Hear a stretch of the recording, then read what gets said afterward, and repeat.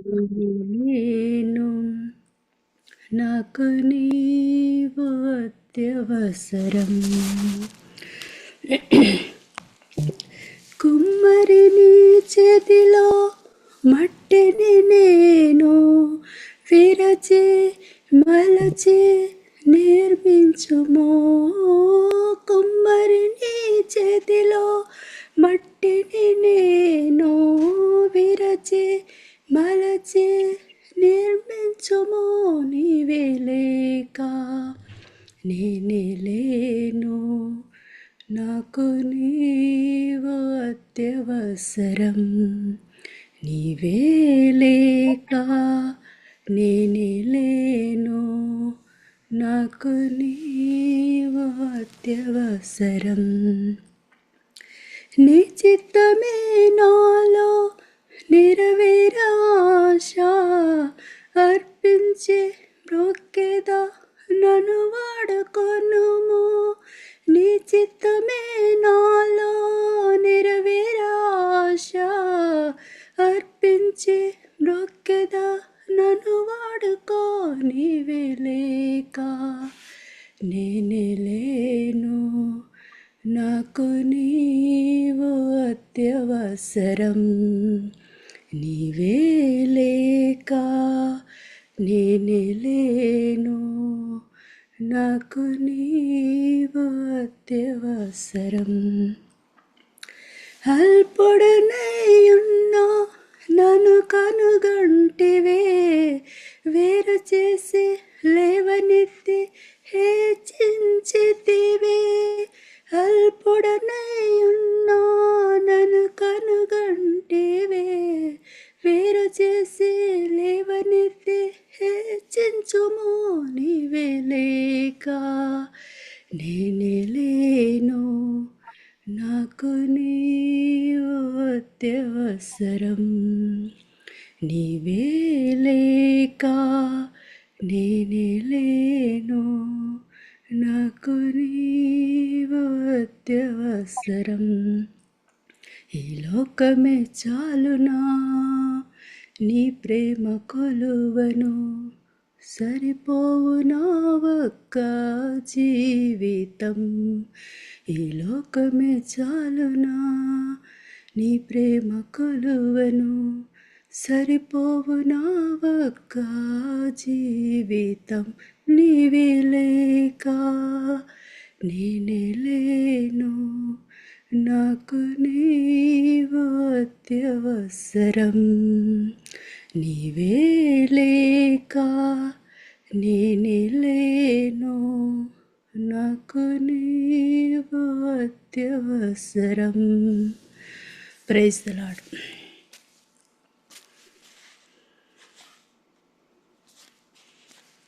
Praise Lord అండి. Thank you once again. అందరికీ join అయిన ప్రతి ఒక్కరికి వందనాలండి.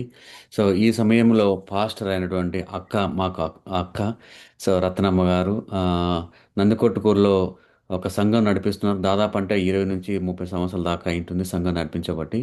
అక్క బావ నడిపించేవాళ్ళు.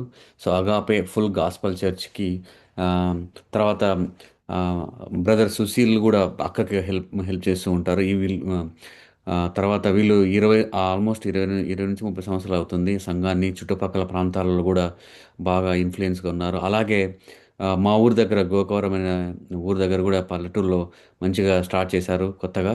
సో చాలా కుటుంబాలకి ఆదరణగా మంచి వాక్యం చెప్తూ ఎంతోమందికి ఆ, వాక్యంలో నడిపిస్తూ తర్వాత ఆధ్యాత్మికంగా అలాగే కొన్ని చిన్న చిన్న ఆ, కొంతమందికి సహాయకారిగా తర్వాత కొన్ని కొన్ని ఊర్లలో చిన్న చిన్న సహాయాలు చేస్తూ కొంతమందికి ఆర్థికంగాను తర్వాత కర్నూలు దగ్గర కొన్ని పిల్లలకి అనాథ పిల్లలకి కూడా సహాయం చేస్తుంటారు అక్క. సో ఈ విధంగా తనకు తగినట్టుగా అన్ని రకాలుగా గాస్పల్ చెప్తూ అలాగే అవసరంలో ఉన్న కుటుంబాలకు ఆదుకుంటూ అలాగే తర్వాత ఎవరికైనా ఇబ్బందులను కూడా మాట సహాయం కానీ ఏ విధమైనటువంటి సహాయం కూడా అక్క చేస్తూ ఉంటారు. అన్ని రకాలుగా చేస్తూ ఉంటారు అందరికి అవసరమైనట్టుగా. సో ఈ సమయంలో ఆ, అక్క మార్గరెట్ కూడా సొంత మేమందరం ఒకటే ఫ్యామిలీ లాగా ఉంటాం. ఫ్యామిలీయే అందరికీ రెండు పక్కల మాకు బంధువు. మార్గరెట్కి బంధువు, మాకు కూడా బంధువే. అక్క అవుతుంది నాకు, మార్గరెట్కి చిన్నమ్మ అవుతుంది. సో ఈ విధంగా మా సొంత అక్కనే. సో అక్క ఈరోజు మెసేజ్ పంచుకోబోతుండగా థ్యాంక్ యూ అక్క. మీరు అడిగిన వెంటనే మెసేజ్ చెప్పడానికి మీరు అంగీకరించినందుకు థ్యాంక్ యూ సో మచ్ అక్క. This is the time for you అక్క. ఓకే అక్క. వాక్యం స్టార్ట్ చేయను. అవునక్క. దేవునికి స్తోత్రం కలుగును గాక. మీరు వచ్చిన మీ అందరికీ యేసుక్రీస్తు నామములో కృతజ్ఞత వందనాలండి. దేవుని వాక్యం ధ్యానం చేసుకుందాం. 1 కొరింథీయులకు రాసిన పత్రిక వినపడుతుందన్నారా? వినపడుతుంది అక్క. 1 కొరింథీయులకు రాసిన పత్రిక 10వ అధ్యాయము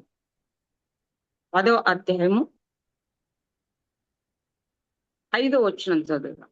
10వ అధ్యాయము 5వ వచనం చదువుతున్నాను అక్క. అందరూ ఆత్మ సంబంధమైన ఒకే పానీయమును పానము చేసిరి, ఏలయనగా తమ్మును వెంబడించిన ఆత్మ సంబంధమైన బండలోనిది త్రాగిరి. ఆ బండ క్రీస్తే. అయితే వారిలో ఎక్కువ మంది దేవునికి ఇష్టలుగా ఉండకపోయిరి కనుక అరణ్యంలో సంహరింపబడిరి. చిన్న ప్రార్థన చేస్తా. స్తోత్రం తండ్రి, మహాపరిశుద్ధుడా, మహాగణుడా, దయగలిగిన తండ్రి, యేసయ్యా మీ ఘనమైన పరిశుద్ధమైన పాదములకై స్తుతులు కృతజ్ఞతలనైనా. నిలబడిన దాన్ని దాసురాల్ని సులో చాట్న మరుగు చేసి నీ నోటి బూరగా వాడుకొనండి. పరిశుద్ధాత్మ తండ్రి, మీరు వచ్చి మమ్మల్ని అందరి సర్వసత్యంలోకి నడిపించండి. పరిశుద్ధాత్మ తండ్రి, మీరు మాట్లాడితే మేము వినుటకు వచ్చి ఉన్నాం. వినగలచు గ్రహించు మనసును మాకందరికీ దయచేయండి. అడ్డుకుంటున్న ప్రతి చీకటి అంధకారాన్ని గద్దించి లయపరిచి తండ్రి నీ సన్నిధిని శక్తిని మాకు దయచేయండి. పరిశుద్ధ ఆత్మ తండ్రి, మీ మాటలు మాకు దొరికితే మేము బ్రతుకుతాం కనుక ఆ బ్రతికించే మాటలు నాకు బిడ్డలందరికీ దయచేయమని యేసుక్రీస్తు నామమున వేడుకుంటున్నాం తండ్రి. దేవునికి స్తోత్రం కలిగినాక 5వ వచనం చదువుదాం. అయితే వారిలో ఎక్కువ మంది దేవునికి ఇష్టలుగా ఉండకపోయేది గనక అరణ్యములో సంహరించబడిరి అని దేవుని వాక్యం అంటుంది. వీరందరూ నిజంగా 40 సంవత్సరాలు అరణ్యంలో తిరిగారు. అయితే చాలా మంది దేవునికి ఇష్టలుగా ఉండక చాలా మంది సంహారకుని చేత సంహరించబడ్డారు అని వాక్యం రాయబడింది. అంటే భూమి మీద మన అందరం ఇష్టలుగా ఉన్నామా? ఇష్టలకు ఉన్నందుకే బతుకుతున్నామా? దేవునికి స్తోత్రం కలుగును గాక. సన్నిగి గుణిగి ఏమైపోయినారట? సంహారకుని చేత సంహరించబడేది అని దేవుని వాక్యం ఉంటుంది. ఒక మాట చదువుదాం. ఇంకొకటి ఏంటంటే 6వ వచనం, వారు ఆశించిన ప్రకారము ఆశించిన ప్రకారము మనము చెడ్డ వాటిని ఆశించకుండానట్లు ఈ సంగతులు మనకు దృష్టాంతములుగా ఉన్నవి అంటున్నాడు. వారు ఏదైతే ఆశించారో, ఏదైతే ఆశించి సనిగి గునిగి సంహారకుని చేత చంపబడ్డారో, అయితే మనం అలాంటి ఆశ పెట్టుకోకూడదని అపోస్తలుడైన పౌలు మనకు కరాఖండిగా చెప్తున్నాడు. వాళ్ళు ఏ విధంగా ఏ ఆశపడి వారు ఎక్కువ మాంసాన్ని ఆశపడ్డారు, దేవుని మీద సనిగారు, తర్వాత మోషే మీద సనిగారు, గునిగారు. అయితే వారిలాగా మనం ఉండకూడదు అని అపోస్తలుడైన పౌలు చెప్తున్నాడు. అపోస్తలుడైన పౌలు అలా చెప్తున్నాడు, దృష్టాంతంగా ఉన్నవి అని చెప్తున్నాడు. అయితే నేను ఒక మాట చెప్తా, ఏది అని అంటే అదే అధ్యాయము 12వ వచనం చదువు. 12వ వచనం, తాను నిలుచుచున్నానని తలంచుకొనువాడు పడుకుండునట్లు జాగ్రత్తగా చూసుకొనవలెను అంటున్నాడు అపోస్తలుడైన పౌలు. తాను నిలుచున్నానని తలంచుకొని వాడు పడకుండునట్లు జాగ్రత్తగా చూసుకొనవలెను అంటున్నాడు. వారు అనుకున్నారు మేము దేవుని చేత నడిపించబడుతున్నాం అనుకున్నారు, కానీ వారి పడిపోవటకు వారి ఆశే మరి అక్కడ కారణమైనట్టు మనం చూస్తున్నాం. కాబట్టి పౌలు చెప్తున్నాడు, ఇక్కడ రక్షించబడిన ప్రతి ఒక్క వ్యక్తితో దేవుడు అపోస్తలుడైన పౌలుతో మాట్లాడుతున్నాం. మనం వారిలాగే ఉండకూడదు, మనం వారిలాగా పడిపోకూడదు, మనం వారిలాగా సంహారకుని చేత సంకరించబడకూడదు. కాబట్టి మనము నిలుచున్నాము. ఎవరెందుకు నిలుచున్నాము? దేవునిలో నిలుచున్నాం కాబట్టి నిలబడిన మనము పడకుండానట్లు జాగ్రత్తగా చూసుకోవాలి అంటున్నాడు. అంటే ప్రతి విషయములో మనం ఏమై ఉండాలి అని అపోస్తలుడైన పౌలు కోరిక ఏంటంటే ప్రతి విషయంలో మనం జాగ్రత్తగా ఉండాలి. అదే 11వ అధ్యాయం ఒక మాట చెప్తా. కొరింథీ 1 కొరింథీయుల పత్రిక 11వ అధ్యాయము 27వ వచనం. 11:27. కాబట్టి గాలిని ఎవడు కొట్టునట్లు ఆ గాలిని అయోగ్యముగా కొట్టునట్లు కాదునేనా 11 27వ వచనం. ఆ, ప- 11:27. అదే అక్క. 11:27. అవునక్క, మీరు చదవండి అక్క అయితే. 11:27. అవునక్క, అదే 11 9 సారీ 9:27. సరే అక్క. 11. గాలిని కొట్టినట్టు నేను గాలిని కొట్టునట్లు పోట్లాడుట లేదు నేను కానీ పోట్లాడుట లేదు.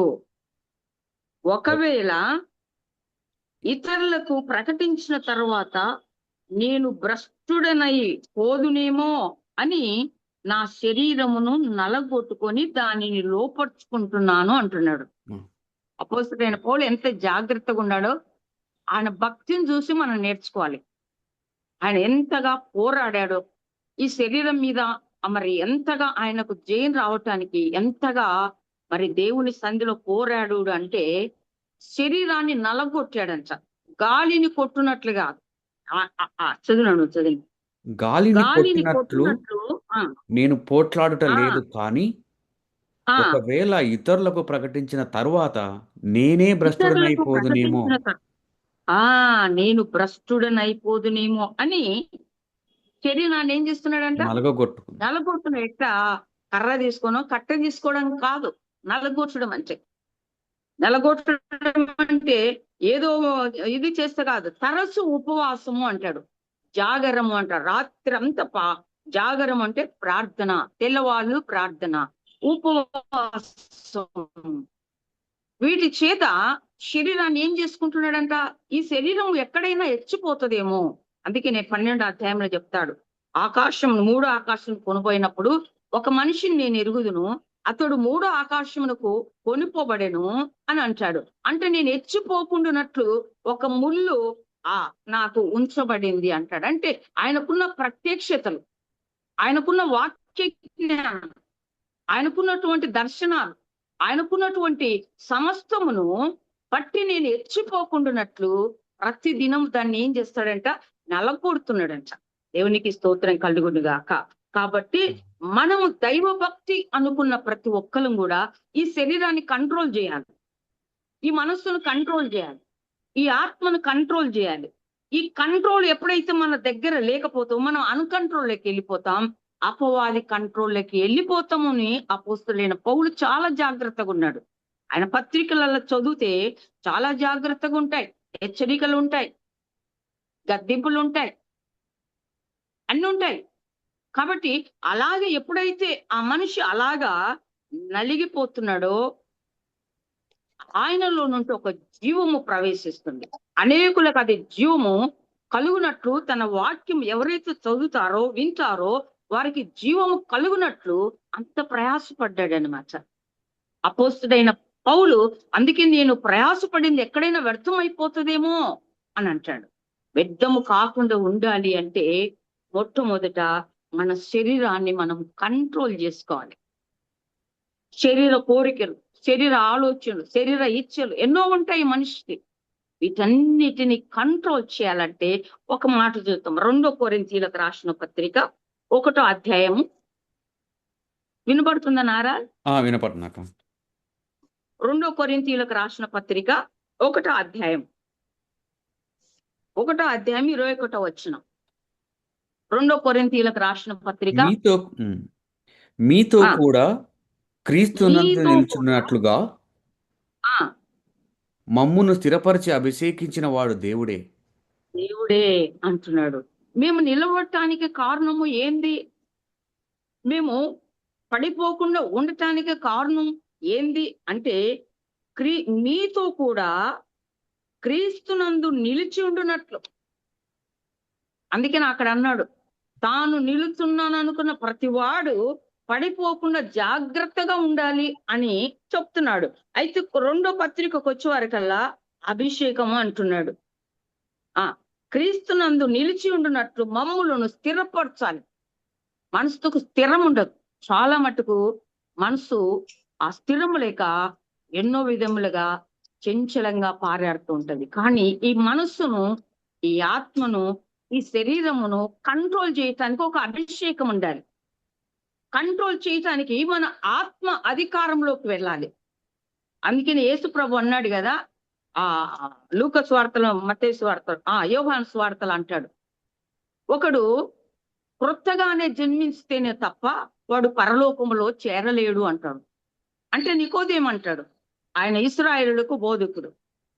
నికోదేము అంటాడు ఒంటరిగా వచ్చి, ప్రభువా మీరు చెప్పినారు కదా, మరలా నేను ముసలి వాడను కదా, నేను తల్లి కడుపులోకి వెళ్ళి నేను మరలా ఎలాగ కొత్తగా జన్మించగలను అంటే, ఆ యేసు ప్రభు అంటాడు, అది నీకు తెలియకపోయినా, నువ్వు ఇశ్రాయేలులకు బోధకుడై ఉండి కూడా నువ్వు ఎలాగ జన్మించాలనేది నీకు తెలీదా? ఒకడు నీటి మూలంగాను, ఒకడు ఆత్మ మూలంగాను జన్మించితేనే తప్ప వాడు పరలోకములో చేరలేడు అన్నాడు.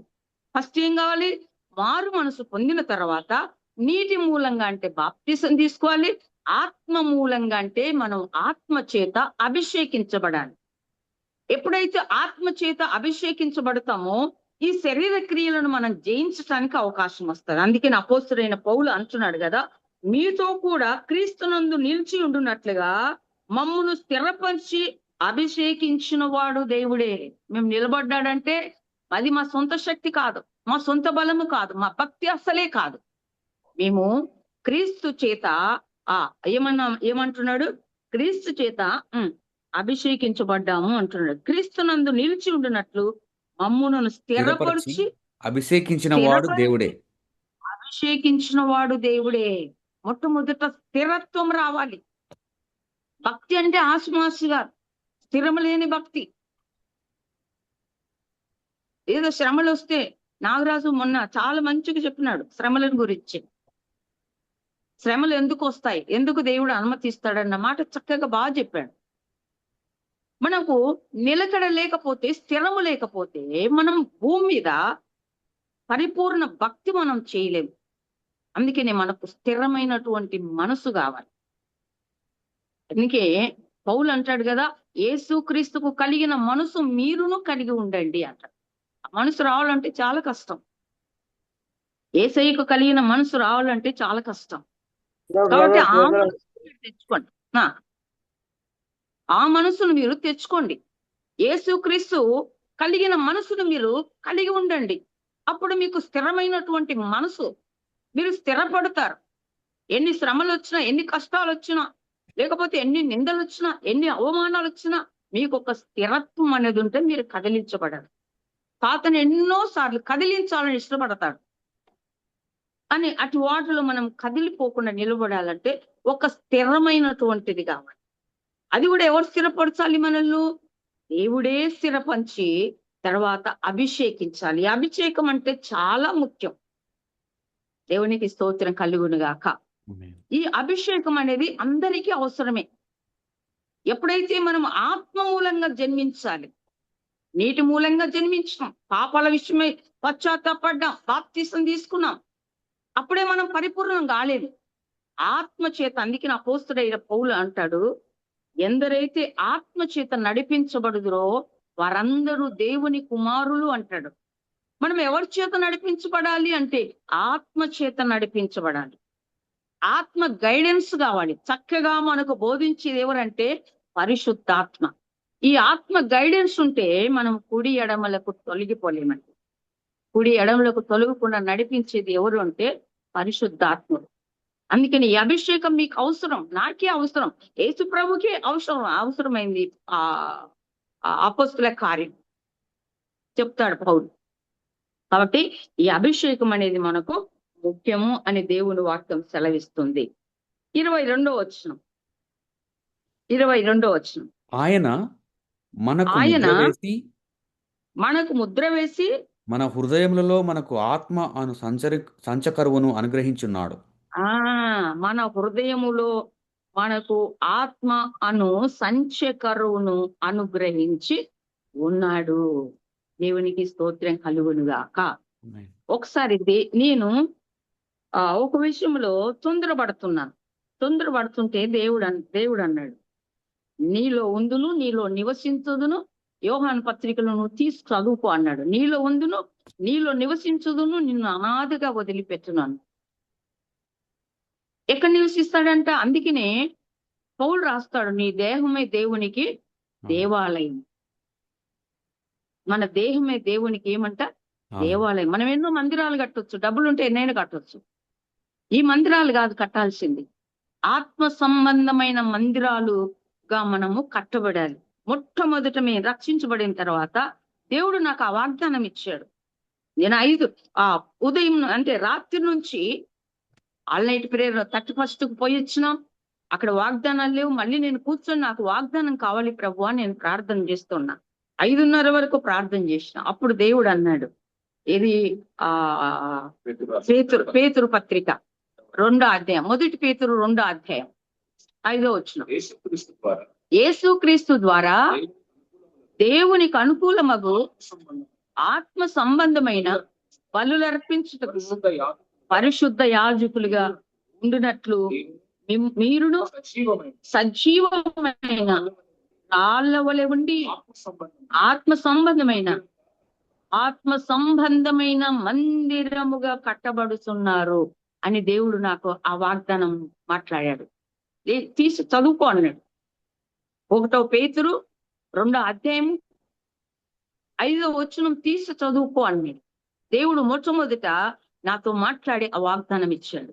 దేవునికి స్తోత్రం. మనం కట్టాల్సింది, నా ఆశ అంతా అదే. మందిరాలు కాదు కట్టాల్సింది, ఆత్మ సంబంధమైన మందిరాలు. ఆ మందిరం ఎవరు అంటే నువ్వు నేను. కదిలే మందిరం, ప్రార్థించే మందిరం, ప్రకటించే మందిరం. ఈ మందిరాలు కావాలని దేవుడు ఇష్టపడుతున్నాడు, కానీ రాళ్లతో కట్టబడిన మందిరాలు దేవుడు ఇష్టపడలేదు. కోట్ల పెట్టి మందిరాలు కడుతున్నారు, కానీ అందులో వారు సరి అయినటువంటి క్రమములు నడచలేకపోతున్నారు. ఎందుకు అంటే వారు ఆత్మ చేత నడిపించబడలేకపోతున్నారు. అందుకని ఈ ఆత్మ మనకు తప్పకుండా అవసరం అని దేవుడు వాక్యం చెప్తుంది. ఆయన మనకు ముద్ర వేస్తున్నాడంట. ఏం వేస్తున్నాడు? మనం రక్షింపబడి బాప్తిసం తీసుకున్న తర్వాత దేవుడు మనకు ఒక ముద్ర, ఇది నా సొత్తు, ఇది నా స్వాస్థ్యము అని దేవుడు ముద్ర వేస్తాడంట. అందుకే దేవుడు మనకు ముద్ర వేసి ఉన్నాడు అని దేవుని వాక్యం సెలవిస్తుంది. దేవునికి స్తోత్రం కలుగును గాక. 2 కొరింథీ 1:12 చదువు. 2 కొరింథీ 1:12. మా అతిశయం ఏదనగా లౌకిక జ్ఞానం అనుసరింపక దేవుడు అనుగ్రహించు పరిశుద్ధతతోను నిష్కాపట్యంతోను దేవుని కృపనే అనుసరించి లోకములో నడుచుకుంటున్నాం. దేవునికి స్తోత్రం కలుగును గాక. ఏమంట? లౌకిక జ్ఞానం అంటే లోక సంబంధమైన జ్ఞానం. నాకు లౌకిక జ్ఞానం వద్దు. అందుకనే సంఘాలతో చెప్తారు, నా కొరకు ప్రార్థన చేయండి, నేను వాక్ శక్తి చేత నింపబడేటట్లు నా కొరకు ప్రార్థన చేయండి. వాక్ చాతుర్యం కాదు, వాక్ శక్తి. ఈ వాక్ శక్తి ఎప్పుడు వస్తుంది? మన అపోస్తల కార్యములు చూస్తే వారందరూ పరిశుద్ధాత్మ చేత నింపబడినప్పుడు అందరూ వాక్ శక్తి చేత నింపబడి అన్య భాషలు మాట్లాడేది అంటున్నారు. ఎందుకు వారికి వాక్ శక్తి వచ్చింది అంటే వారు ఆ పెంతెకొస్తు దినం వరకు ఆ మేడ గదిలో కాచుకొని దేవుని కొరకు ఎదురు చూస్తున్నారు. దేవుని వాగ్దానం వారు పొందుకున్నారు. వాక్ శక్తి రావాలి, వాక్య చాతుర్యం కాదు. వాక్ శక్తి ఎప్పుడైతే వస్తుందో అప్పుడు ప్రజల హృదయాలను కదిలించే వాక్ అది. అపోస్తులైన పౌలుకి అది ఉంది, వాక్ శక్తి ఉంది. అందుకే దాని కొరకు నా కొరకు ప్రార్థన చేయండి అంటాడు. దేవునికి స్తోత్రం కలుగును గాక. కాబట్టి మేము ఏ జ్ఞానము, లౌకిక జ్ఞానం వల్ల మీకు బోధించటం లేదు. ఈ లౌకిక జ్ఞానం అయితే అది ఏది యాకోబు పత్రికలో ఉంది. ఈ లోక సంబంధమైన జ్ఞానము దైవపు జ్ఞానము అంటాడు. పైనుంచి వచ్చు జ్ఞానము పర సంబంధమైనది అంటాడు. అది శ్రేష్టమైనది, అది మృదువైనది, అది క్రోధము లేనిది అని చక్కగా చెప్తాడు. ఎవరు? యాకోబు రాసిన పత్రిక 1-2 అధ్యాయం 3వ అధ్యాయం. యాకోబు రాసిన పత్రిక 3వ అధ్యాయం 15వ వచనం. ఈ జ్ఞానము పైనుండి దిగి వచ్చినది కాక భూ సంబంధమైనది, ప్రకృతి సంబంధమైనది, దయ్యముల జ్ఞానమును ఒంటిదైనది. అయితే అయితే అయితే పైనుండి వచ్చు జ్ఞానము మొట్టమొదట ఏమైందంట? పవిత్రమైనది, పరిశుద్ధమైనది. పైనుండి వచ్చే జ్ఞానము శ్రేష్టమైనది. ఆ జ్ఞానము కావాలి అని మనం ప్రార్థన చేసుకోవాలి. ఈ లోక సంబంధమైన జ్ఞానం అయితే లౌకికంగా మాట్లాడతాం, ఎక్కడ ఏం మాట్లాడాలో అక్కడ అదే మాట్లాడతాం. అయితే పైనుంచి వచ్చిన ఆ అపరిశుద్ధమైన జ్ఞానం ఏంటంటే ఉన్నది ఉన్నట్లు అని అంటే. కాబట్టి ఇది లౌకికమైనటువంటి జ్ఞానము, భూ సంబంధమైనటువంటి జ్ఞానము, అది దయ్యాల జ్ఞానము అంటాడు పౌలు. దేవునికి స్తోత్రం కలుగునుగాక. అందుకనే మనకు పైనుండి రావాలి, ఏదైనా పైనుండి. మేము నాకు నా కుమారుడు రాజు మరి ప్రభు దగ్గరికి పోయిన తర్వాత 2014 నాకు ఆ సంవత్సరం అంతా నిద్ర లేదు, తిండి లేదు, నిద్ర లేదు. అయితే అది ఏ నెలనో నాకు గుర్తులేదు, కానీ 4 గంటలప్పుడు దేవుడు మాట్లాడుతున్నాడు. అమ్మా, డాక్టర్ జైపాల్ కొరకు ప్రార్థన చేయండి అంటున్నాడు. నేను కళ్ళు తెరుచుకొని కళ్ళు మూసుకోలే. డాక్టర్ జైపాల్ కొరకు ప్రార్థన చేయమ్మా అన్నాడు. అంటే నేనన్నా, నా ప్రార్థన నాకే సహాయం చేయలేదు ప్రభువా, నేను ఎవరికో ప్రార్థన చేస్తే ఎలాగ జరుగుతుంది, నేను చేయలేనులే ప్రభువా అన్నా. మళ్ళీ కొంచెం ఉండి దేవుడు అన్నాడు, అమ్మా డాక్టర్ జైపాల్ కొరకు ప్రార్థన చేయమ్మా అన్నాడు.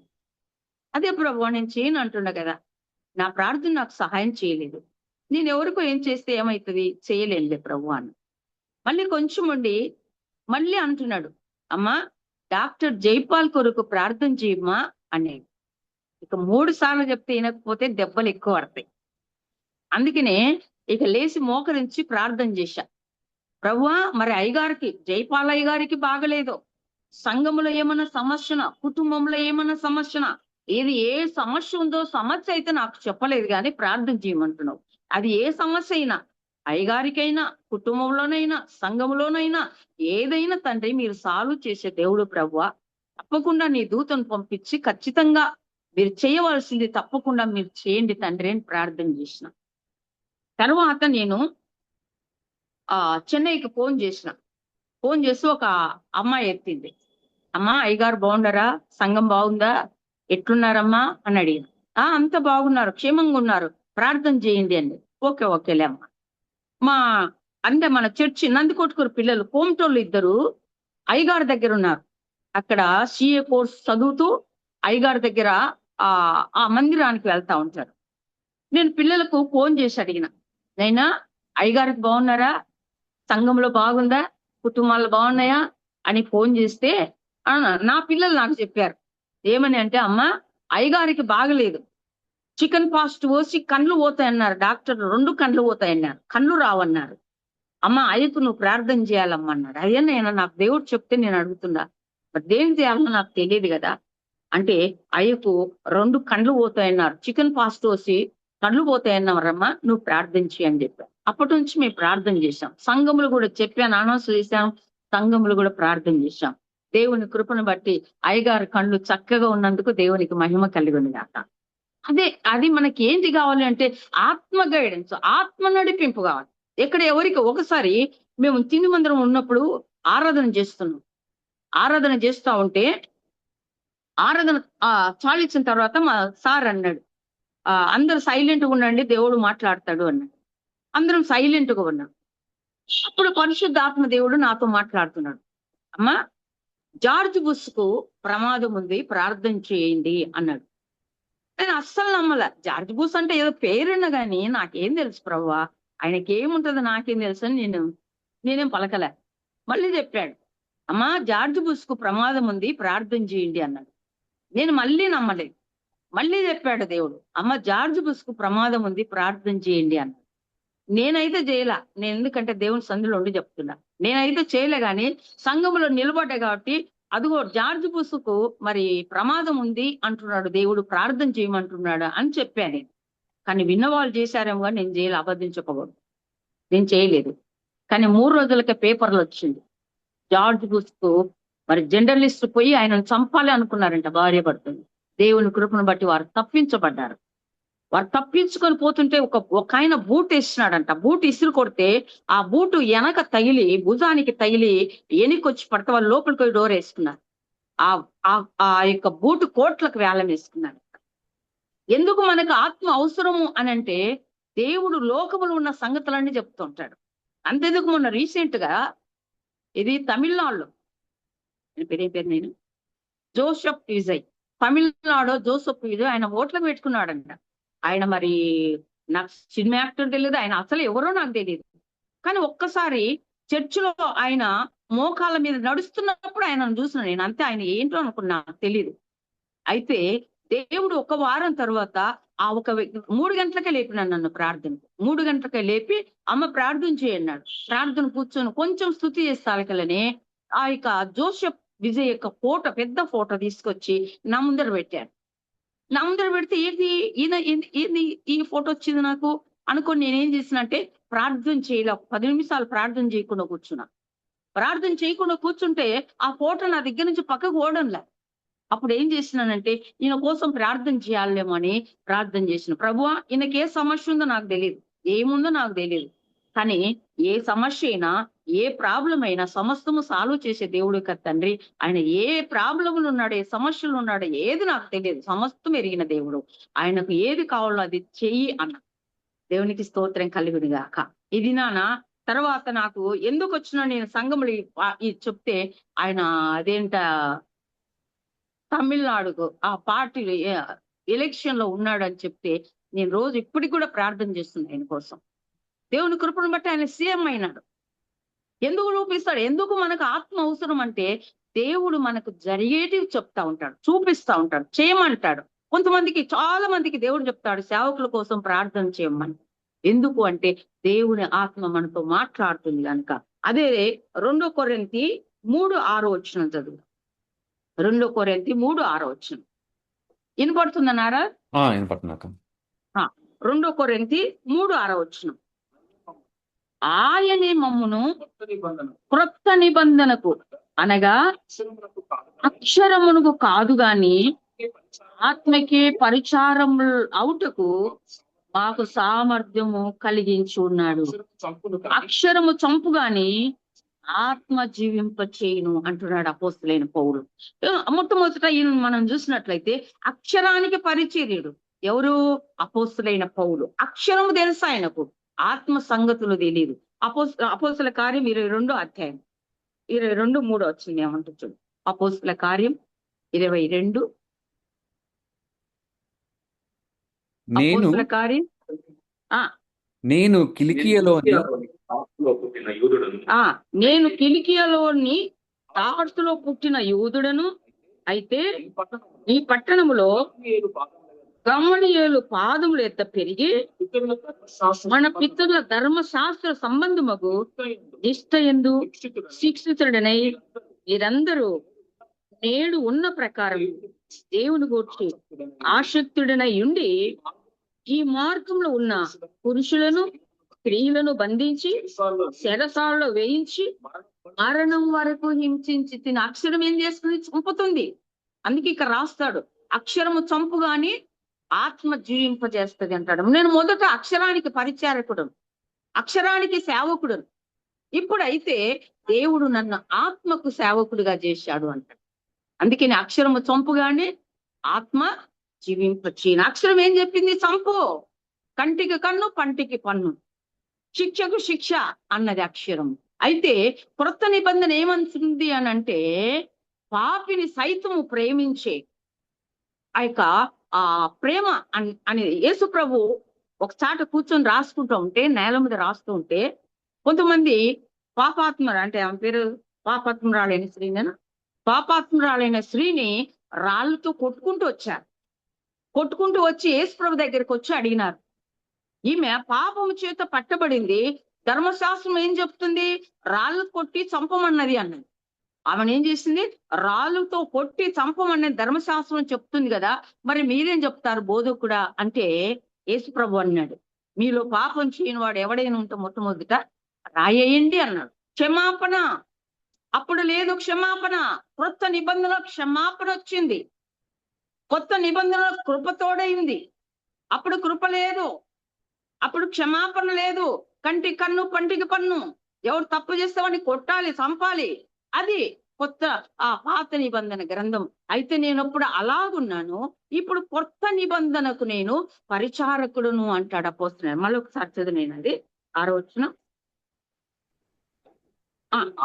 ఆయనే మమ్మును క్రొత్త నిబంధనకు అనగా అక్షరమునకు కాదు గాని ఆత్మకే పరిచారం చేయటానికి దేవుడు నన్ను పిలిచాడు.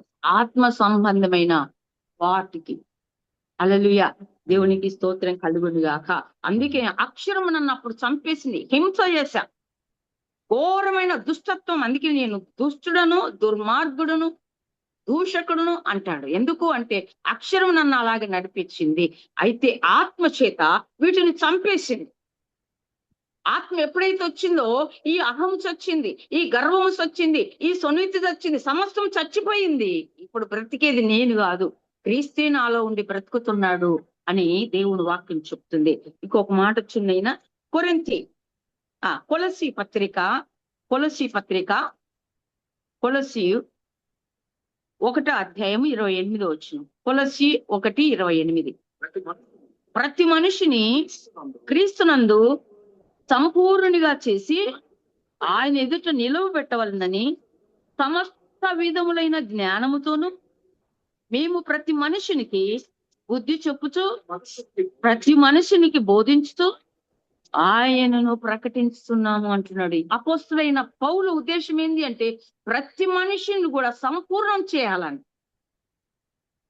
అప్పుడు లోకములో బతుకున్న వాళ్ళమంతా అంటే మనం అసంపూర్ణతతో ఉన్నాం, సంపూర్ణ పురుషులం కాలేకపోతున్నాము అని అంటే ఆత్మ చేత నడిపించబడలేకపోతున్నాం. ఎప్పుడైతే ఆత్మ మనలోనికి వచ్చదో అప్పుడు సర్వసత్యంలోకి మీరు నడుస్తారని దేవుని వాక్యం సెలవిస్తుంది.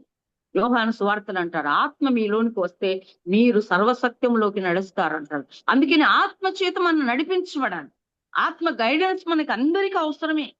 ఎప్పుడు ఏం చేయాలి, ఎప్పుడు ఏం చేయకూడదు, ఎప్పుడు ఏది చేయాలి వద్దు అన్నది ఆ పరిశుద్ధ ఆత్మ దేవుడు మనకు బోధిస్తాడని వాక్యం చెప్తుంది. అందుకని అంటాడు అపోస్తలుడైన పౌలు, ప్రతి మనిషిని ఏం చేయాలనుకున్నాడంట, క్రీస్తునందు మళ్ళీ నేను కాదు, క్రీస్తునందు ప్రతి ఒక్కరిని సంపూర్ణుడిగా చేయాలి. నా ప్రయాసం ఏంటంటే ప్రతి ఒక్కరు పరలోకంలో కనబడాడు.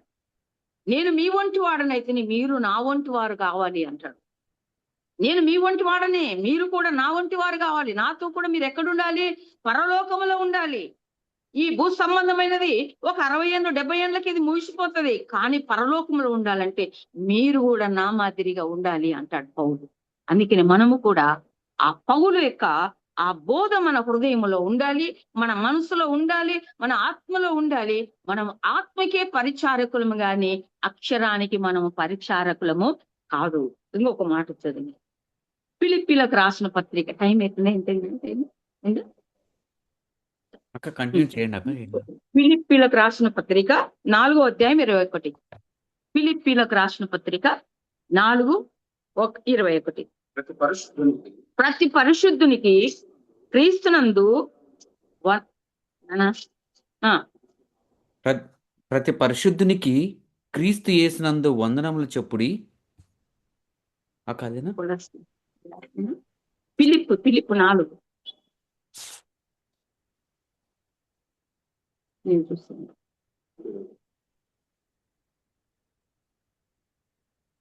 ఫిలిప్పు 3:4 ఫిలిప్పీలకు రాసిన పత్రిక 3:21. సమస్తమును తనకు 3:21 వచ్చింది. సమస్తము తనకు లోపరుచుకున్న జాలని శక్తిని బట్టి ఆయన మన దీన శరీరము తన మహిమ గల శరీరమునకు తమ రూపము గల దానిగా మారుస్తానలేదు, మారుస్తాడు. దేవునికి స్తోత్రం కలుగును గాక. ఎంత మంచి మాట ఇది, నాకు చాలా ఇష్టం అనిపిస్తుంది ఈ మాట. ఆయన శరీరానికి మనం ఎట్లా ఉండాలంట, సమరూపంగా ఉండాలంటే ఈ లోకాశలన్నీ చచ్చిపోవాలి. శరీరాశ, నేత్రాశ, జీవపు డంబం చచ్చిపోవాలి. మనం లోకములో బ్రతుకు ఉన్నంత కాలము క్రీస్తు మనలో బ్రతకలేడు, లోకములో చచ్చిపోవాలి. అంటే శారీరకంగా చచ్చిపోవడం కాదండి, లోక విషయంలో చచ్చిపోవాలి, లోక మూల పాటల విషయంలో చచ్చిపోవాలి, లోక ఆచారాల విషయంలో పద్ధతి విషయంలో మనం చచ్చిపోవాలి. అప్పుడు మనం క్రీస్తులో బ్రతుకుతామని దేవుని వాక్యం చెప్తుంది. ఎంత చక్కగా చెప్పాడు. సమస్తమును తనకు లోపరుచుకుని జాలినంత శక్తిని బట్టి, లోపరుచుకున్న జాలినంత శక్తి దేవునికి స్తోత్రం కలుగును గాక. ఆ శక్తిని బట్టి మన శరీరాన్ని ఎలాగ చేస్తాడంట, శక్తిని బట్టి ఆయన మన శరీరం ఎలాంటిదంట, దీన శరీరం, పనికి మాలది, దీనంత భ్రష్టమైనది ఇంకొకటి లేదు. కానీ దీన్ని మనం ఎక్కువ ప్రేమిస్తాం. శరీరాన్ని ప్రేమించినంత దేవుణ్ణి ప్రేమించలేకపోతున్నాం. అందుకే ఎందుకు నువ్వు దేవుణ్ణి ప్రేమించలేకపోతున్నాము అంటే, దేవుడు నీకు కనపడలే కదా. దేవుడు కనబడితే కదా, అవును దేవుడు నాకు కనబడ్డాడని ప్రేమ. దేవుని కృపను బట్టి దేవుడు నాకు ఎన్నోసార్లు కనపడ్డాడు, ఎన్నోసార్లు తన ఆత్మ చేత నన్ను ఎన్నో ప్రాంతాలకు తీసుకొని వెళ్ళాడు.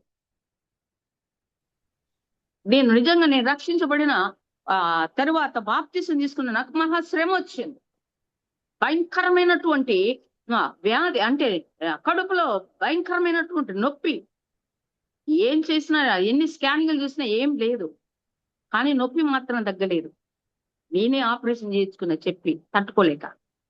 అయితే ఆపరేషన్ చేసిన తర్వాత భయంకరమైనటువంటి చీము, రక్తము కారిపోతుంది. 15 రోజులైనా తగ్గడం లేదు.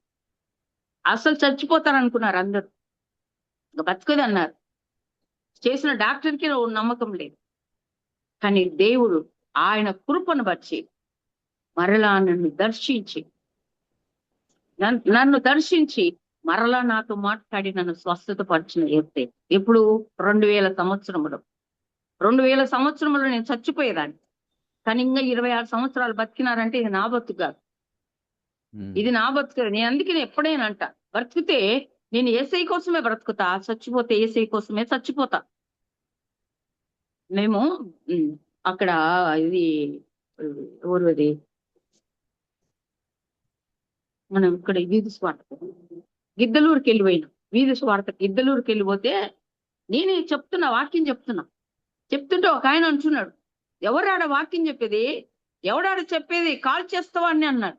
అందరు భయపడిపోయారు. నేను చెప్పేది వాక్యం, నేను కాల్స్తే నన్నే కాల్చాలి, నేను అన్నిటికీ సిద్ధపడ్డా, చావడానికైనా బ్రతకడానికైనా దేవుని పని చేయటానికన్నా అన్నిటికీ సిద్ధపడినా. కాల్స్తే వారు నన్ను కాల్చాలి, మీరు ఎవరు భయపడద్దు, నేను ఆపను, దేవుని స్వార్థ ఆపను, కాల్స్తే నన్ను కాల్చాలి అన్న. మనం ఏం కావాలి అంటే అన్నిటికీ సిద్ధపడాలి. ఏసై దగ్గరకు వచ్చినాక ఇక నేను బతకాలి అన్న కాదు, బతుకుతే క్రీస్తు కోసమే బతుకు, చావైతే లాభమే అంటాడు అపోస్తలుడైన పౌలు. మనం దేవుని కొరకు బతుకుతే దేవుడు మన దీన శరీరాన్ని ఏం చేస్తాడంట, ఆయన శరీరానికి సమరూపంగా చేస్తాడు. మహిమ గల శరీరానికి సమరూపంగా చేస్తానంటున్నాడు దేవుడు. మరి అది కావాలన్నా, లోకంలో ఉన్న చెత్త పెంట కావాలన్నా, ఏది కావాలి మనకు? దేవుడే కావాలి. ఆయన శరీరానికి మన శరీరం కూడా సమానంగా ఉండాలంటే ఈ దీన శరీరము ఆయన శరీరానికి సమానం కావాలి, ఆ మహిమ శరీరంకి మనం సమానం కావాలంటే మనము కూడా ఈ లోకాశలన్నీ చచ్చిపోవాలి, ఏసై కోసం మాత్రమే బతకాలి. ఎంతైనా పర్వాలేదు, ఏమైనా పర్వాలేదు, దేవునికి స్తోత్రం కలుగును గాక. అందుకనే దేవుని కోసం బతుకుదాం. దేవుని శరీరానికి మన శరీరం కూడా, ఆయన మహిమగల శరీరానికి మన శరీరం కూడా మహిమగలదిగా మార్చాలి. ఎప్పుడు మహిమగలదిగా మారుతుందంటే నువ్వు లోకములో ఉన్నప్పుడే దాన్ని పొందుకోవాలి. చచ్చిపోయినాక అంటాడు, దావీదు అంటాడు, ప్రభువా ఎక్కడ నరకములో వృత్తులు నీకు కృతజ్ఞతాస్తుతులు చెల్లించలేదు. చచ్చిపోయినాక ప్రభువా నేను ఇది చేస్తా, నేను అది చేస్తా, నేను ఇది చేస్తున్నా, అన్ని చేస్తున్నా అంటే కాదు. నువ్వు ఎలాగ బతికావు నా ఎదుట, నువ్వు ఎలాగ జీవించావు నా ఎదుట, సమస్తము నా గ్రంథములు నేనేం చేస్తున్నా, లెక్కిస్తున్నా. గ్రంథములు విప్పబడినప్పుడు అక్కడ మన పేరు లేకపోతే,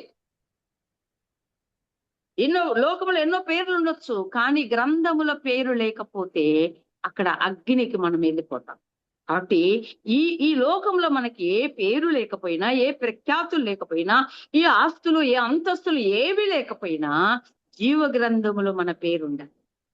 ఎప్పుడైతే మన పేరు జీవ గ్రంథములు ఉంటుందో పిలుస్తాడు. నా పేరు దేవుడు పేరు పెట్టి 100 సార్లు పిలుస్తాడు, ఎప్పటికి పిలుస్తాడు. అంటే నా పేరు జీవ గ్రంథంలో ఏమైంది, రాయబడింది. నేను ఒక చిన్న దర్శనం చెప్పి నేను ముగిస్తాను. మేము రక్షించబడక ముందు మామూలుగా క్రైస్తవులుగా, అంటే మా సారు వాళ్ళు క్రైస్తవులే, మేము మొదటి నుంచి మా అమ్మ వాళ్ళ ఇంట్లో మేమంతా హిందువులం. కానీ ఈడికి వచ్చినాక నాకు పెద్ద బైబుల్ అవన్నీ ఏం తెలియదు కదా. ఒకసారి ఒక సేవకులు వచ్చారు ప్రాతికొటకు సేవకులకు వచ్చి వాళ్ళు ప్రార్థన పెట్టి పాటలు పాడుతుంటే నాకేమనిపిస్తుంది అంటే, మేము అక్కడికి పోవాలి అని, సార్ మనం పోదాం సార్ ప్రార్థన కానీ మా సార్ని అడుగుతుంటే వద్దు మన వాళ్ళు రానియరు, మన సిఎస్ఐలు లోపలికి రానియరు మందిరంలోకి, మనం అక్కడ వెళ్ళకూడదు, అది రక్షణ సంఘము అని. లేదు సార్ ఎట్లనే కానీ నాకు పోవాలనిపిస్తుంది, పోదాం పట్టుదలగా తీసుకొని పోయినాం. ప్రార్థన పోయినాం, వాళ్ళు సంతోషపడ్డారు, ప్రార్థన చేసినారు. రాత్రి దేవుడు నాకు ఒక పెద్ద మంచి దర్శనం ఏంది, నా ఆత్మను తీసుకొని వెళ్ళాడు. మరి నాకు అప్పుడు వాక్యము తెలియదు, ప్రార్థన తెలియదు, ఏం తెలియదు. అప్పుడు ఒక పెద్ద మైదానం, పెద్ద ఏమంటారు మైదానమేనా, పెద్ద స్థలం. అక్కడ ఏవి చెట్లు ఏవి లేవండి, అన్ని ఇల్లు ఏమి లేవు, పెద్ద మైదానం. ఆ మైదానంలో ఆ భూమి నుంచి ఆకాశం వరకు మెట్లున్నాయి, పైకి మెట్లున్నాయి. నాకు వండర్ అనిపించింది, అక్కడ దేవుడు తీసుకుని వెళ్ళాడు. ఈ కింది నుంచి ఏ ఆధారం లేకుండా ఆకాశానికి ఎట్లా మెట్లున్నాయి ఇవి, అయినా ఎక్కి చూద్దామని ఎక్కిన. పైకి ఎక్కిపోతే అక్కడ పెద్ద హాళ్ళు రెండు ఉన్నాయి. ఒక హాల్లో పిల్లలు, అంత చిన్న పిల్లలు, 3 సంవత్సరాలు, 5 సంవత్సరాలు, 6 సంవత్సరాలు, 7 సంవత్సరాలు, అంత పిల్లలు అందరి అక్కడ వాళ్ళు దేవదూతలు ఏం చేస్తున్నారంటే వాళ్ళని రెడీ చేస్తున్నారు. వాళ్ళకి తెల్లటి వైట్ అండ్ డ్రెస్, వాళ్ళ చేతిలో క్రొత్త నిబంధన, ప్రతి ఒక్కరి చేతిలో క్రొత్త నిబంధన ఉంది. వారందరూ రెడీ అయ్యి ఇక్కడ ఈ హాల్లోకి వస్తున్నారు. ఇక్కడ కొంతమంది దేవదూతలు వారిని స్టడీలు కూర్చోబెడుతున్నారు, అందరు కూర్చోబెడుతున్నారు. అప్పుడు నాకు ఏమనిపించిందంటే, వాళ్ళు కూర్చున్న స్థలంలో నేను కూర్చోాలి అని నేనేం చేస్తున్నంటే, నేను ఆ హాల్లోకి అట్లా ఆ హాల్ పెడుతున్నా. అప్పుడు ఎక్కడున్నాడో నాకు అంతవరకు యేసయ్య కనపల్ల. అక్కడే ఒక టేబుల్ ఉంది, ఆ టేబుల్ మీద పెద్ద గ్రంథం ఉంది. ఆ గ్రంథము వంకర కర్ర, చేతుల వంకర కర్ర ఉంది. ఆ కర్ర నాకు పోకుండా వాకిటికి అడ్డం పెడితే నేను తిరిగి వచ్చి ఆయన దగ్గర నిలబడి అంటున్నా, వారిని అందరూ పోనిస్తున్నావు, వారందరూ పోతున్నారు కదా అయ్యా, నన్నెందుకు పోనీయటం లేదు, నేను 3 సార్లు అడిగితే అప్పుడు దేవుడు ఏం చేస్తున్నాడో తెలుసా, అట్లాగా ఆ టేబుల్ మీద ఇట్లా కిందికి చూస్తే ఆ గ్రంథం అంతా అలాగ తిరిగి ఇట్లా స్టడీ అయిన తర్వాత దేవుడు అన్నాడు, నీ పేరు లేదు పో అన్న. నామకార్థ భక్తి, నామకార్థ క్రైస్తవులకు జీవ గ్రంథంలో ఎవరికి నీ పేరు లేదులే అంటే, మళ్ళీ నేను కిందికి దిగి వస్తాను కల్లా, నేను పోయేటప్పుడు ఎవరు లేరు, నేను కిందికి వస్తాను కల్లా మళ్ళీ 2 దేవదూతలు ఏం చేస్తున్నారంటే ఒక కార్డు సైజు పుస్తకాలు, చిన్న పుస్తకాలు ఒకదాని మీద పెడుతున్నారు. అక్కడికి వచ్చి వాళ్ళు పని చేస్తుంటే చూస్తూ నిలబడితే బాగా అంత సైజు అయిన తర్వాత ఒక కార్డు తీసి నా ముందర వేసినారు, నా కాళ్ళ ముందర వేసినారు కార్డు. అప్పుడు నాకు కోపం వస్తే అక్కడ చూస్తే అక్కడ కూర్చొని ఇలా నీ పేరు లేదు అన్నాడు. ఇక్కడ చూస్తే నా కార్డు నాకేస్తారా? నేనేం పాపం చేయలేదే, నేనేం పొరపాట్లు, నేనేం తప్పు చేయలే, పాపం చేయలే. నేను ఖచ్చితంగా నా బుక్ అక్కడ పెడితేనే, నా కార్డు తీసి అక్కడ పెడితే నేను పోత, లేకుంటే ఇక్కడ నుంచి పోనని వాళ్ళ మీద నేను బాధలాడుతున్నా. అయితే వాళ్ళ పని వాళ్ళు చేస్తున్నారు, పలకలేదు. ఆ తర్వాత బాగా అంత సైజు అయిన తర్వాత నా కాళ్ళకి దగ్గర కార్డు తీసి వారు ఆ పైన పెట్టాడు. దేవునికి స్తోత్రం కలుగునుగాక. ఆ తర్వాతనే దేవుడు మాకు రక్షణ ఇచ్చాడు. అందుకే నేను చెప్తాను, నార్మల్ క్రైస్తవుడు, నార్మల్ క్రిస్టియన్ అంటే ఆ జీవ గ్రంథములో మనకు పేరుండదు. ఇక్కడ మందిరాలలో పేరుండొచ్చు, మందిరాలలో ప్రఖ్యాతులు ఉండొచ్చు, అన్ని చేయొచ్చు, కానీ జీవ గ్రంథముల పేరుండదు. అందుకోసం మనం ప్రయాసపడాలి ఆ జీవ గ్రంథముల పేరు ఉండటానికి. నేను రక్షించబడిన కొద్ది రోజులకి దేవుడు నా పేరు పెట్టి పిలిచాడు, రత్నమ్మ నా సువార్త ప్రకటించు అన్న. ఇప్పుడు నా పేరు జీవ గ్రంథంలో ఉందా లేదా? దేవునికి స్తోత్రం కలుగునుగా. నువ్వు సువార్త ప్రకటించిన, నేను సువార్తికురాని, దేవుడు నాకు చెప్పాడు. అందుకే నేను సావైన బ్రతుకైనా, నేనేంటికైనా దేనికైనా ఎదుక తిరగను. నేను సచ్చిన దేవుని కోసమే వస్తా, బతికిన దేవుని కోసమే వస్తా. దేవుడే నాకు సమస్తమైన. అందుకనే మన శరీరం ఆయన శరీరానికి సమరూపంగా ఉండాలి అంటే ఖచ్చితంగా మనము ఆత్మ చేత నడిపించబడి, ఆత్మ గైడెన్స్, ఆత్మ బోధించే ఆ యొక్క ఆ వాటిలోకి మనం నడిచి మనం దేవుని సన్నిధి చేయడం, దేవుడి 4 మాటలు మన వినికిడిలో దీవించును గాక. ఆమేన్. థ్యాంక్ థ్యాంక్ యూ అక్క. Thank you so much. చాలా మంచిగా చెప్పారు. పరిశుద్ధాత్మ చేత మనం నడిపింపబడాలి. మన సొంత ఆలోచనలు కాక, లేకపోతే లోకపు జ్ఞానము కాక. సో, ఉమ్, ఆ విధంగా ఉండకుండా, సో, దేనికి భయపడకోకుండా, సో, అని చాలా మంచిగా పరిశుద్ధాత్మ కలిగి ఉండాలి. మన పేరు కూడా జీవ గ్రంథంలో రాయబడాలి. నామకార్థపు క్రైస్తవులు ఉండకోకుండా ఉమ్, పరిశుద్ధాత్మ చేత నడిపింపబడాలి అని మీరు చాలా చక్కగా చెప్పారు. తర్వాత పౌలు గారి ఏ విధంగా చేశారు, ఆయన ఏ విధంగా మన కోసం మనం కూడా ఆయనలాగా మారాలని, సో ఉమ్, చాలా ఆ, ఆయనలాగా ఉండాలి, మీరు కూడా నాలాగా ఉండాలి అన్నారు. మనం అందరం ఉమ్. ఆత్మకే పరిచారకులం కానీ అక్షరానికి కాదని చాలా మంచిగా మంచిగా రెఫరెన్స్తో చాలా మంచిగా చెప్పారు. So thank you so much అక్క. Thank you for very good message అక్క. ప్రార్థన చేస్తావు నారాజు? చెయ్యి. అక్క చేస్తాను. ఇంకొక ఇద్దరు ముగ్గురు కూడా నేను ప్రేయర్ చేయమంటాను. సో ఆ, ఆ, ప్రార్థన అది చెప్పిన ప్రార్థన చేసుకుందాం. ప్రార్థన అండి. స్తోత్రం తండ్రి, ప్రభా, కృపల దేవ, మహిమల రాజా, మమ్మల్ని ఎంతవరకు కాచి కాపాడి భద్రపరిచి ఇదిగో తండ్రి ప్రభా ఇంకొక వారాన్ని ఇచ్చి తన ప్రభా ఈ విధంగా నడిపించిన విధానం బట్టి మీకు స్తోత్రాలు తండ్రి. అవునయ్య, ఎంతోమందికి ఈ సమయం లేదు, అవునయ్య, కానీ మమ్మల్ని ఏర్పరచుకొని తన ప్రభా మా నాయన మొదటగా మీరు ఏర్పరిచి మీరు ప్రేమించి ఇచ్చిన ఈ అవకాశాన్ని బట్టి మీకు స్తోత్రాలు తండ్రి ప్రభా. అక్క ద్వారా మీరు మాట్లాడిన విధానం బట్టి స్తోత్రాలు తండ్రి ప్రభా మా నాయన. అవును తన ప్రభా, మేము ఆత్మతో నన్ను నడిపింపబడాలి తన ప్రభా, మా సొంత జ్ఞానము కాక, మా సొంత ఆలోచనలు కాక, ఈ లోకానికి ఇష్టమైన మనసు కాక తన ప్రభాలు ఇష్టమైన వాటి ప్రకారం కాక తన ప్రభ కేవలము తన్ని ప్రభ మా నాయన మీరిచ్చే జ్ఞానం ద్వారా మీరిచ్చే ఆత్మ ద్వారా మేము నడిపింపబడుటకు సహాయం దయచే తండ్రి. అలాగే తన ప్రభ మా నాయన బ్రతుకుట, అవును తన ప్రభ క్రీస్తు కొరకే చావైన మేలన్నట్టుగా తన ప్రభ మా నాయన నిక్కచ్చిమైనటువంటి క్రైస్తవులుగా మేము బతుటకు సహాయం దయచే తన ప్రభ మా నాయన. అవును తన ప్రభ సాధారణమైన క్రైస్తవులుగా కాకుండా తన ప్రభ మా నాయన వాక్యాన్ని ముందు పెట్టుకొని తన ప్రభ వాక్యానుసారంగా జీవించేందుకు సహాయం దయచే తన ప్రభ. ఇక్కడికి వచ్చిన జాయిన్ అయిన ప్రతి ఒక్కరి కుటుంబాన్ని బట్టి తన ప్రభ ప్రతి ఒక్కరిని బట్టి మీకు వందనాలు తండ్రి. వాళ్ళ కుటుంబాల్లో తన ప్రభా ముఖ్యంగా ఆధ్యాత్మిక అవసరాలు ముఖ్యంగా పెట్టుకొని వాళ్ళ ముందు కథలకు సహాయం దయచేత ప్రభా మా నాయన. ఈ లోకంలో ప్రతి ఒక్క అవసరం ఉంటుంది, కానీ తన ప్రభా అన్నిటికంటే ముఖ్యంగా వాక్యం అవసరమని, ఆధ్యాత్మిక అవునయ్య కోరికలు అవసరమని తన ప్రభా శరీర కోరికలు చెప్పుకుంటూ తన ప్రభా ఆధ్యాత్మిక అవసరం ముఖ్యంగా వాటిని గమనిస్తూ వాళ్ళ ఎదురుకు సహాయం దయచేతనే ప్రభా మా నాయన. ఇలాగా తన ప్రభా ప్రతి ఒక్కరు జాయిన్ అయిన ప్రతి ఒక్కరు తన ప్రభా ఎంతోమందికి అవునయ్య ఎంతోమంది నడిపించే విధంగా ఆశీర్వదించండి తన ప్రభా మా నాయన. ప్రతి ఒక్కరిని తన ప్రభా సంఘంలో ముఖ్యమైన వ్యక్తులుగా మార్చండి అయ్యా. వాళ్ళ కుటుంబాలను కూడా తన ప్రభ మానైనా, వాళ్ళ కుటుంబంలో తన ప్రభ మానైనా ముఖ్యమైన వ్యక్తిగాను తన ప్రభ ఎంతో మందిని ఆధ్యాత్మిక వైపు నడిపించే బిడ్డలుగా తీర్చిదిద్దమని అడుగుతున్నాను తన ప్రభ. ఎవరైతే ఇంకా జాయిన్ కాలేదో తన ప్రభ మానైనా వచ్చే వారం వాళ్ళందరినీ జాయిన్ కావటకు సహాయం దయచేసి తన ప్రభ విన్న వాక్యాలన్నింటినీ తన ప్రభ మా హృదయంలో నిలిచి తన ప్రభ మానైనా వాటి ప్రకారం జీవించేలాగా మమ్మల్ని అందరినీ కాపాడమని ముందు నడిపించమని మా ప్రభ అయిన యేసుక్రీస్తు నామమున అడిగి వేడుకొంచున్నాం మా పరమ తండ్రి. ఆమేన్. ఆమేన్.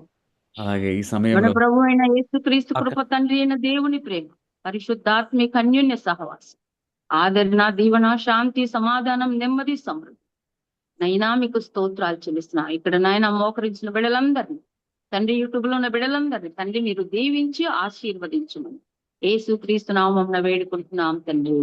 ఆమేన్. ఆమేన్. ఆమేన్. ప్రైజ్ ప్రేమ లార్డ్ అండి అందరికి. ఆమేన్. థ్యాంక్ యూ అక్క. ఇక్కడ ఇక్కడ అందరూ ఇక్కడ జాన్ సుజ్ఞాన బ్రదర్ అనేసి ఆంధ్రాలో ఒక బాను పాస్టర్గా ఉంటారు. తర్వాత రాజశేఖర్ అని నా క్లాస్మేట్ గార్గేయపురంలో ఉంటాడు, కర్నూలు దగ్గర. తర్వాత ఎంతకాలం కానీ నేను చూసుకుంటాడు మా బాబు మ- చూసుకుంటాడు. మల్లేష్ బ్రదర్ అనేసి హైదరాబాద్లో ఆ, ఒక పాస్టర్గా చేస్తున్నారు. తర్వాత మార్గరెట్ తెలుసు.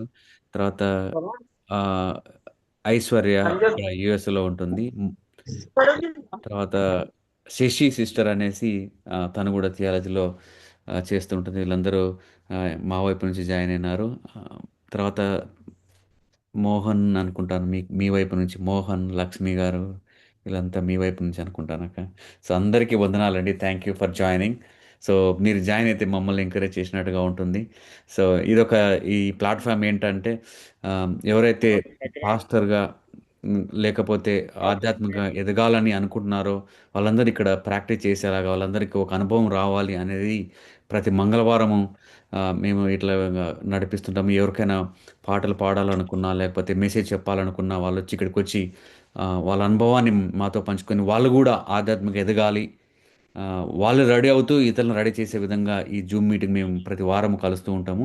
సో, దాంట్లో భాగంగానే John Sujnanam, Rajasekhar, Mallesh brother, Margaret, Aishwarya, నేను, తర్వాత ఇంకా కొంతమంది బ్రదర్స్ కూడా ఉంటారు. బక్రయ్య, వీళ్ళందరం మేమందరం ఇలాగా అవకాశం కల్పిస్తున్న కొత్త వాళ్ళకు కూడా మీకు ఎవరైనా ఇంట్రెస్ట్ ఉందంటే రండి, మీరు జాయిన్ అవ్వండి, పాటలు పాడండి, మెసేజ్ చెప్పండి. మమ్మల్ని మీరు ఎంకరేజ్ చేస్తూ మమ్మల్ని కూడా ఎంకరేజ్ చేయండి అని ఒక రిక్వెస్ట్ చేస్తున్నాను అందరికీ. మీరు ఇష్టం ఉన్న వాళ్ళందరూ మీరు చేయబడుతూ మమ్మల్ని కూడా ఎంకరేజ్ చేయాలి. ఈ అనుభవాలను మనం వేరే వాళ్ళతో పంచుకోవాలి అనే ఇది ఒక ప్లాట్ఫామ్ ఇది. Thank you so much for joining all. Thank you అండి అందరికీ. థ్యాంక్ యూ అక్క. Thank you, brother. Thank you, sister. Thank you sister. Praise the Lord. Praise the Lord. Praise the Lord sister.